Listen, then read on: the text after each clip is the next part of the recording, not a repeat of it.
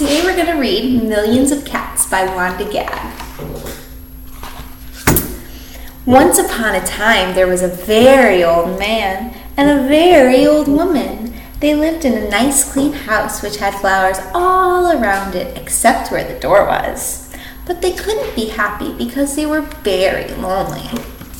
"We should get a cat," sighed the very old woman. "A cat?" sighed the very old man. "Yes, a sweet, fluffy cat," said the very old woman.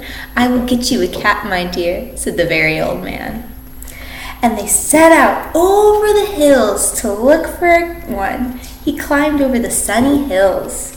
He trudged through the cool valleys. He walked a long, long time when, at last, he came to a hill which was quite covered in cats.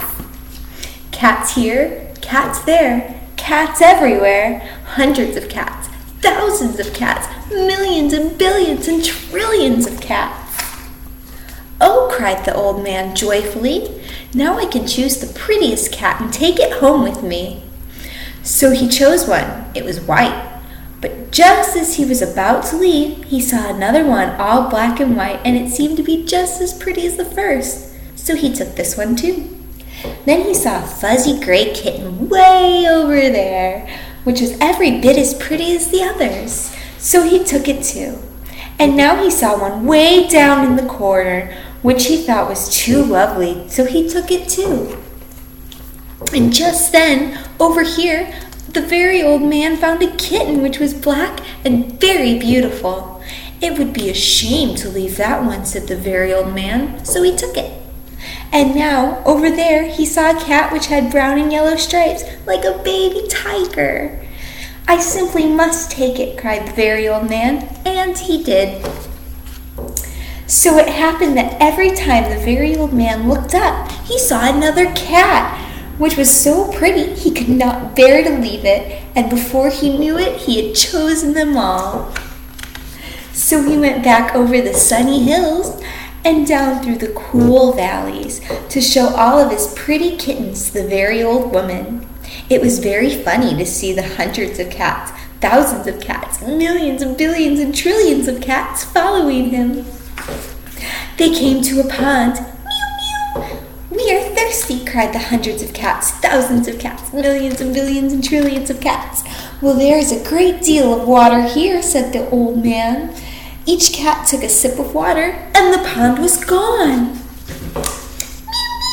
"Now we're hungry," said the hundreds of cats, thousands of cats, millions and billions and trillions of cats. "There is much grass on the hill," said the very old man.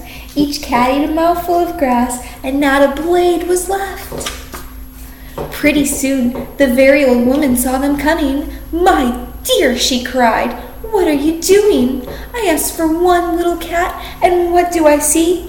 Cats here, cats there, cats and kittens everywhere. Hundreds of cats, thousands of cats, millions and billions and trillions of cats." "But we can never feed them all," said the very old woman. "They will eat us out of house and home."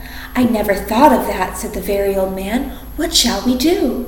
The very old woman thought for a while, and then she said, "I know. Well, we will let the cats decide which one we should keep." "Oh, yes," said the very old man, and he called to the cats, "Which one of you is the prettiest?" "I am, no, I am, no, I am the prettiest, I am, no, I am, cried hundreds and thousands and millions and billions and trillions of voices from each cat thought itself the prettiest, and they began to quarrel.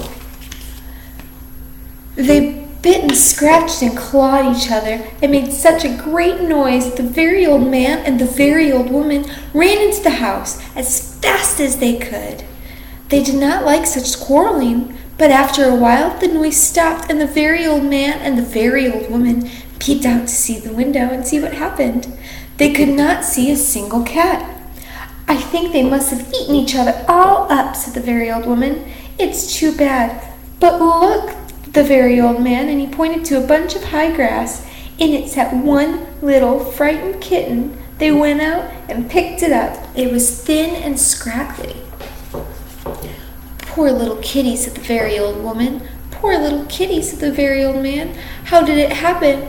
How are you not eaten up with all those hundreds and thousands and millions and billions and trillions of cats?" "Oh, you're just a very homely little cat," said the kitten. "So when you asked who was the prettiest, I didn't say anything, so nobody bothered about me." They took the kitten into the house, where the very old woman gave it a warm bath and brushed its fur until it was soft and shiny. Every day they gave it plenty of milk, and soon it grew nice and plump. "And it is a very pretty cat after all," said the very old woman. "It is the most beautiful cat in the whole wide world," said the very old man. "I ought to know, for I've seen hundreds of cats, thousands of cats, millions and billions and trillions, and not one was as pretty as this one." The end.